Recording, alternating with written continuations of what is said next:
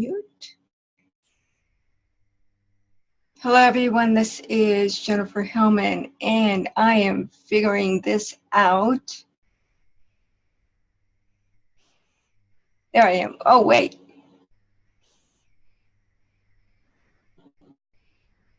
Okay, here I am. And I will be with... Okay, everyone, this is a new experiment for me, and I know my lighting isn't the best. Anyway, I am Jennifer Hillman, and this is Abstract Illusions Radio. And I am here with me, myself, and I. Today is going to be a new beginning for Jennifer Hillman. Soon I will be having Danielle Dulsky on with me, and she will be joining me. And we're going to be doing a wonderful discussion on her book,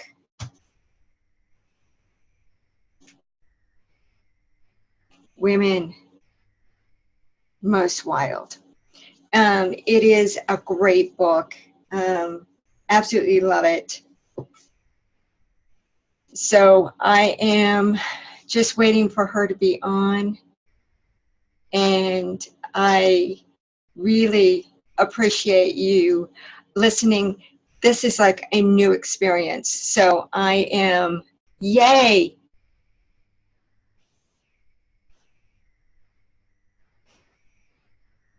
Hello, are you on? Let me, there you are. Hello, beautiful. Can you hear me? Danielle, can you hear me? I can hear you. Can you hear me? Yes. Awesome.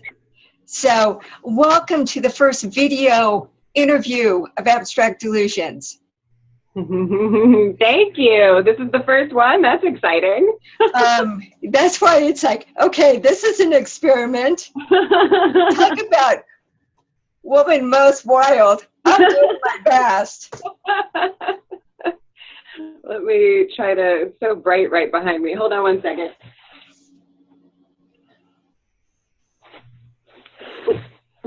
Is that better? You look beautiful. You always just look wonderful. So, you know, I've got earphones so I could hear it. So I look like Princess Leia. So you are a wonderful healer, writer. You do so many amazing things. I read this book. Yeah. And literally we're getting chills and little giggles from inside. Oh, that's amazing. I That's told a friend great. about it, and she immediately went on Amazon and bought it. That's awesome. Thank you. It's so great when the person that's interviewing me actually read the book. It makes a difference, doesn't it? It does. Well, number one, I appreciate your writing so much. It just really, literally gives me chills. Every time. I'm even a little dark. That looks better. Yeah. You can actually see me now. Because I was reading it, and it's just like the perfect book for me during this intense shift. Yeah. The exercises in it were amazing. Awesome. And it's like right when the full moon, I go, okay, now what's the full moon? What am I supposed to do now with the waxing? So, highly recommend this book. It's amazing. Yeah, thank you so much. So, what made you do this wonderful book? Well, so a lot of it was from just all of the work that I had been doing as a yoga teacher, and then the yoga teacher trainings became these kind of more intimate environments that primarily women were attending, and so that kind of opened the door to weave in, you know, the witch as a spiritually liberating identity.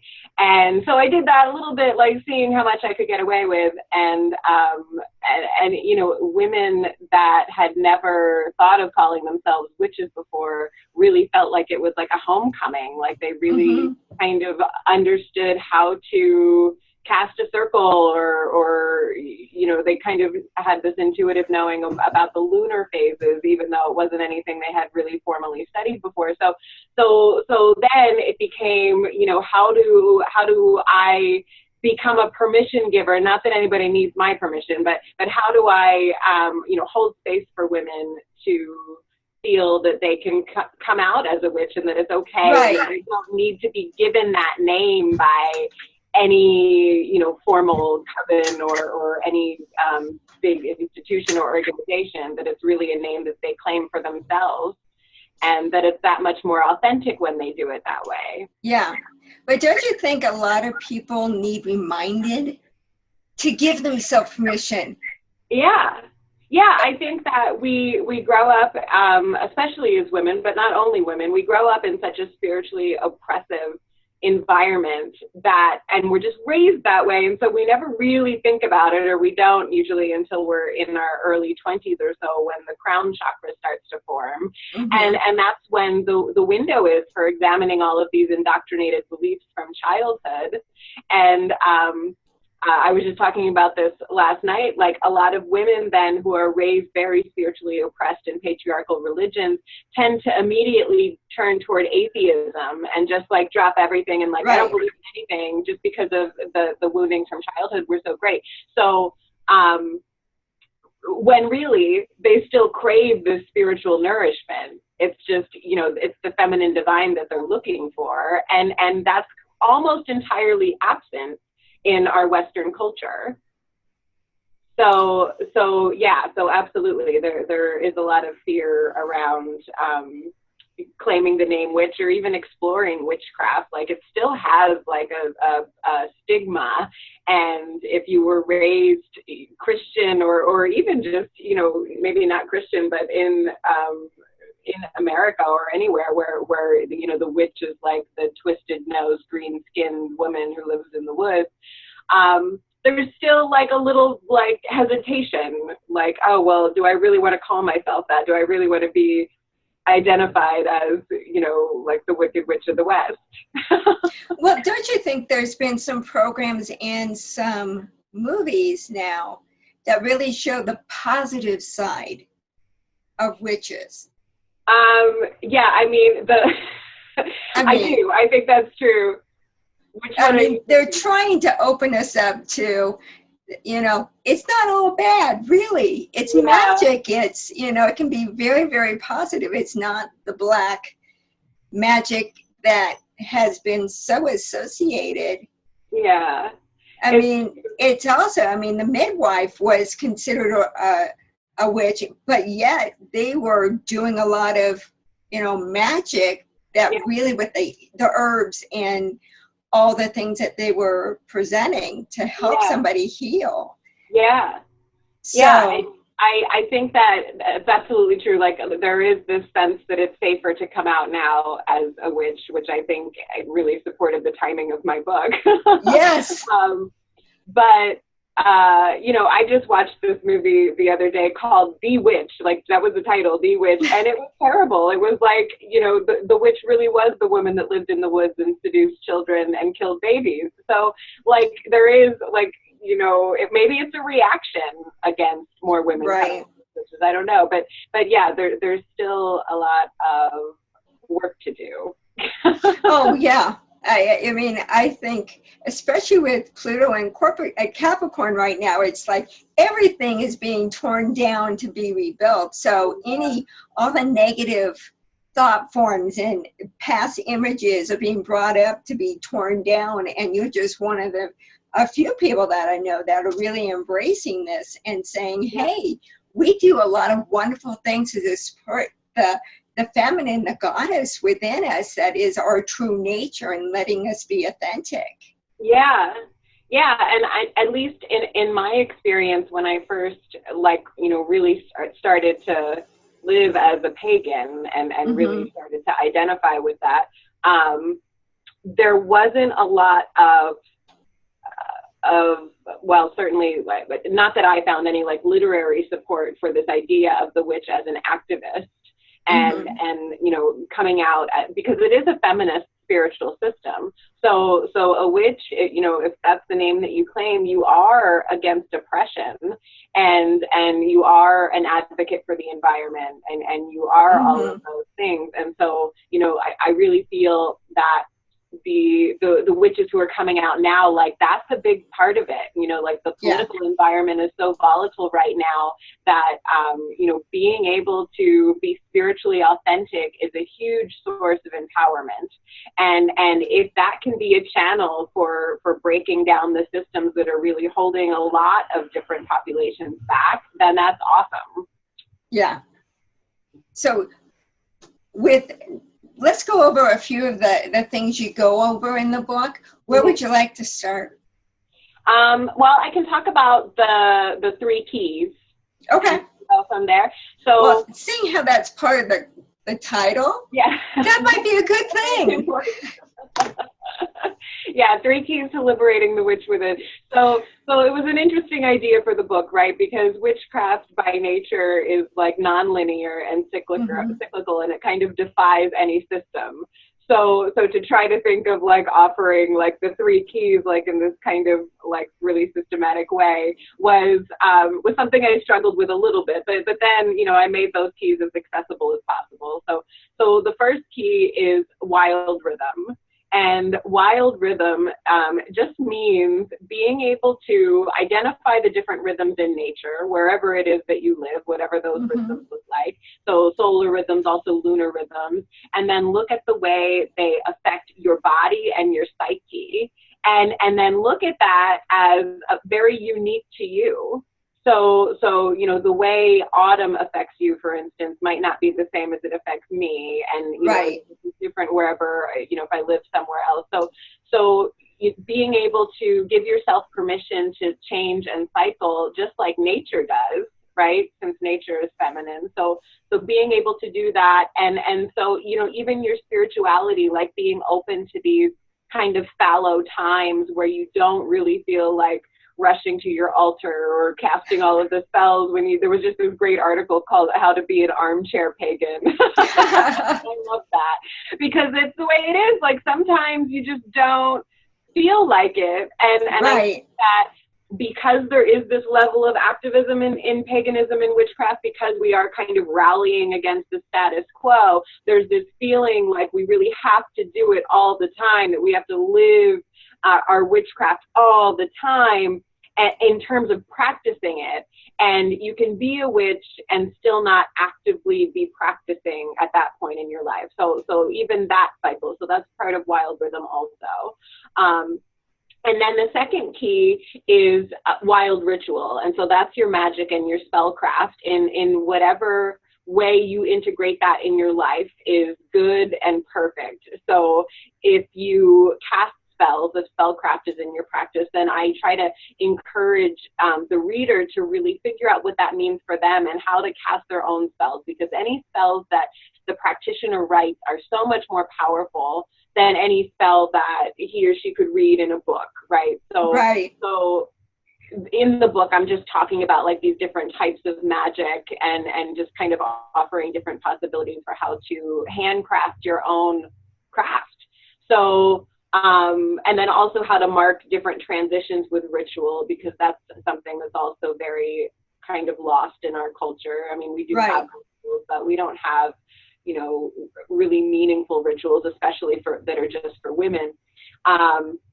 So that's the second key. And then the third key is Wild Circle.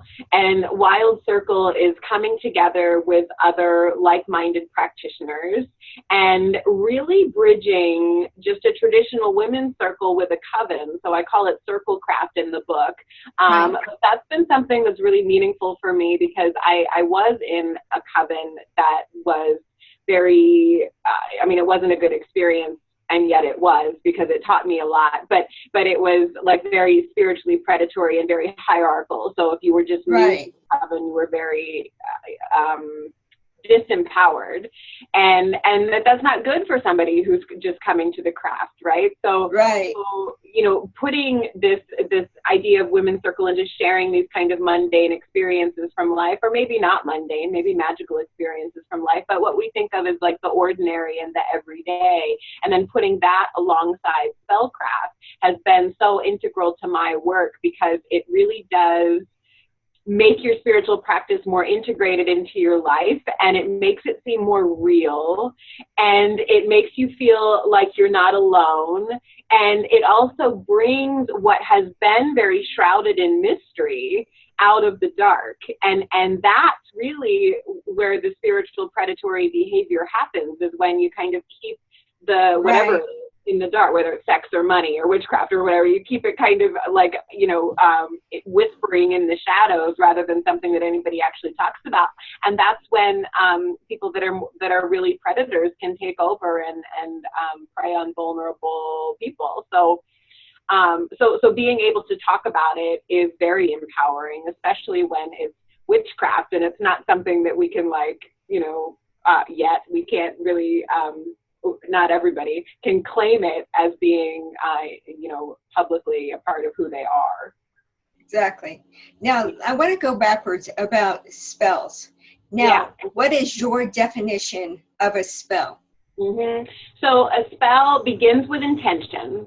And so the little bit of training that I had in metaphysics was very powerful for me. And I remember everything that my teacher had said about spellcraft, because I was like hanging on it, because it's so scientific, really. And so it's not like this kind of fluffy, like, you know, like we're just making it up or something. Like, it is quantum physics, basically. So the science of magic, you begin with an intention, and you try to have that intention as laser focused as possible. So when spells kind of go off the rails, a lot of times it's because of that. It's because the intention wasn't clear to begin with. So for instance, if I'm trying to invoke abundance into my life, I really need to get super clear about what that means for me. I can't just cast a spell to feel abundant. I need to really think about, what does that feel like and what does that look like for me, and be able to be in that vision of when abundance has been realized for me with all of my senses. So you know, what do I smell? What do I hear? What do I so laser focused intention at the beginning, and then also, you know, it's all about using your will and directing energy. And so another reason why sometimes spells don't work is because deep down, you know, women have been so disempowered. We don't really feel that we have the right to do this. We don't feel that we have the, you know, divinely sanctioned right to move energy in order to manifest our will, because that's what a spell is. You are really moving the energy. Some witches say manipulating the energy, but that word has kind of a negative connotation. Right. But you're moving, you're directing the energy in order to affect a specific outcome. And you have a very clear vision of what that outcome is. So whether it's to heal someone who's sick, or to invoke abundance, or to protect your house, whatever it is, you have that clear intention to begin with, and then you are moving energy in order to affect that specific outcome. And you, so in order to do that, you really have to believe that you have the right to do it. So it's all about will, right? It's like belly. And so, you know, women who are raised in spiritually disempowering households or contexts, that's a big obstacle for them, because, you know, in the whole spiritual system that you were raised in, the divine was external. And you didn't Right. have the right to play God, right? That's what they say. You don't have the right to play God. So when you cast a spell, you are affirming your internal divinity, which is a big part of witchcraft. Like, you really have to believe that the divine is in you. And I know that a lot of people have this sense that that's kind of like a fluffy thing to say, or you know, they don't really know how to sit with that, the divine is in you. But that's a huge part of spell work, is to believe that, you know, the same magic that vibrates out there also vibrates in here. Right. And so you do have a right to affect your world. And then finally, one more thing about spellcraft. In terms of like ethical magic, the big question is, does your spell serve the world that you hope the children of the future will live in, right? So all of your magic is basically a conversation with the universe about the world in which you want the future children to live in, right? Right. So is your spell really undergirded by those values that you hope the world of the future reflects? You know, your hopes for the global community and global healing should inform your spellcraft also. So when you do that, when you affirm that your magic or your spell work is a conversation with the world, then you're affirming that the same magic that vibrates out there is in here. You're affirming that it's all the same and all connected. So that's an important part of it as well. Yeah, it's like when I do light language, I study light language, and if you do a chart for yourself, you do one for the community. Yes. Before you do yours.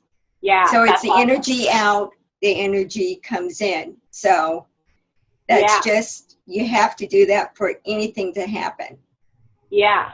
And spell, you know, doing a spell is just using quantum theory. Right. To the nth degree. It's truly believing and honing your true divinity and your truth about who you are. Yeah. And there's not a huge difference between spell work and like Reiki healing, right? Right now is so acceptable. Like, it's in hospitals and it's in hospices and it's everywhere. And, you know, that's a healing spell. Like, there really isn't a huge difference between witchcraft and energy healing. So, you know, why such stigma around witchcraft when, you know, you just like buy a different name, it's fine. But yeah, and it's all perspective is the biggest problem. Yeah. With any of the metaphysical, because of the past perspective or thought form or attitudes towards any of this. It was all woo-woo, and now it's like it's becoming slowly more mainstream, and now it's okay. Yeah. Yeah, right, exactly. So it's I'm glad it's opening up, and so we have about 5 minutes left, believe it or not. It always goes so fast with you. So are you doing any workshops, book signings, talks coming up? I am. So the official book launch is actually tomorrow in Westchester. So it's at a shop called the Prana House in Westchester, Pennsylvania. So that's the big official launch. And then after that, I am going to be on the West Coast. I'm going to be in Eugene first. Eugene, Oregon on July 16th at Kevin Craft Rituals. And then I'm just doing all this by memory because I don't have my calendar in front of me. And then I'm going to be in Seattle at the Cunning Crow Apothecary. And I believe that's on Friday the 21st or somewhere around there, that Friday, July 21st. And then I'm going to be in Portland on July 23rd doing a workshop, and all of those, there's still plenty of room in all of those. So if anybody lives around there, those are open. And then I'm off to the UK, and I'm doing a workshop in Brighton, a little bit outside of London. Awesome. August 6th. Excellent. Yeah. Excellent. So why don't you give your website and where people can pick up your book? Mm-hmm. So my website's danielledulsky.com, and the book is on Amazon. So if you just go on Amazon and search Woman Most Wild, it comes up. And with that, I thank you, Danielle. It's always so much fun talking to you. I know someday we will meet face to face and just give each other a big hug, because I absolutely adore you. I adore what you're sharing with this world and reawakening everybody to the true magic within them. So I thank you so much. Thank you, Jennifer.